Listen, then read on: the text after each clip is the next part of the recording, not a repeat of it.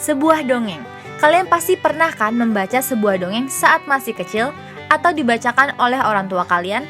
Namun kalian pasti tidak tahu yang kalian baca itu ternyata dibuat oleh seorang penulis hebat di masa lalu.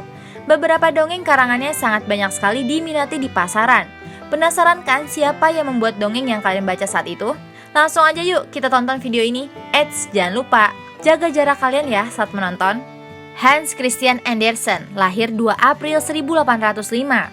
Meninggal pada tanggal 4 Agustus 1875. Di Denmark biasanya disebut H.C. Andersen. Adalah seorang penulis Denmark, meskipun seorang penulis drama, catatan perjalanan, novel, dan puisi yang produktif. Ia paling dikenang karena dongengnya.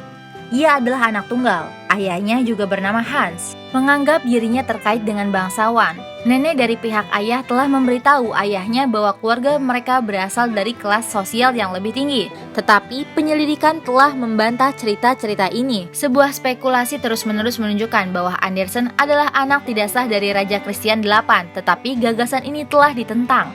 Hans Christian Andersen dibaptis pada 15 April 1805 di Gereja Saint Hans di Odense, Denmark. Akta kelahirannya tidak dirancang hingga November 1823, di mana 6 wali baptis hadir pada upacara pembaptisan, yaitu Madame Silly, Marie Breinberg, Maiden Friedrich Palmer, shoemaker Peter Waltersdorff, tukang kayu pekerja harian Anders Jorgensen, penjaga rumah sakit Nicholas Gomar, dan Royal Heather Jens Heinrich St. George. Ayah Andersen yang telah mengenyam pendidikan sekolah dasar, memperkenalkan putranya pada sastra, membacakan untuknya Arabian Nights. Ibu Andersen, Anne Mary Andersdatter, adalah seorang wanita tukang cuci yang buta huruf. Setelah suaminya meninggal pada tahun 1816, dia menikah lagi pada tahun 1818. Andersen dikirim ke sekolah lokal untuk anak-anak miskin, di mana dia menerima pendidikan dasar dan harus menghidupi dirinya sendiri, bekerja sebagai magang untuk penenun, dan kemudian ke penjahit. Pada usia 14 tahun, dia pindah ke Copenhagen untuk mencari pekerjaan sebagai aktor. Memiliki suara sopran yang bagus, dia diterima di teater kerajaan Denmark. Tapi suaranya segera berubah. Seorang rekan di teater mengatakan kepadanya bahwa dia menganggap Andersen seorang penyair. Menyikapi saran itu dengan serius, Andersen mulai fokus pada menulis. Jonas Collin, direktur Royal Danish Theatre, sangat mencintai Andersen dan mengirimnya ke sekolah tata bahasa di Slagelse, membujuk Raja Frederick VI untuk membayar sebagian dari pendidikan pemuda. Andersen kemudian menerbitkan cerita pertamanya, Ghost at Palnatoke's Grave, pada tahun 1822. Meskipun bukan murid yang luar biasa, dia juga bersekolah di Elsinore sampai tahun 1827. Dia kemudian berkata bahwa tahun-tahunnya di sekolah ini adalah tahun-tahun tergelap dan paling pahit dalam hidupnya. Di satu sekolah tertentu, dia tinggal di rumah kepala sekolahnya. Di sana dia dilecehkan dan diberitahu bahwa itu dilakukan untuk meningkatkan karakternya. Dia kemudian berkata bahwa fakultas telah mengelcikan hatinya untuk menulis, yang kemudian mengakibatkan depresi. Pada tahun 1851, dia menerbitkan buku sketsa perjalanan di Swedia. Publikasi tersebut mendapat pujian yang luas.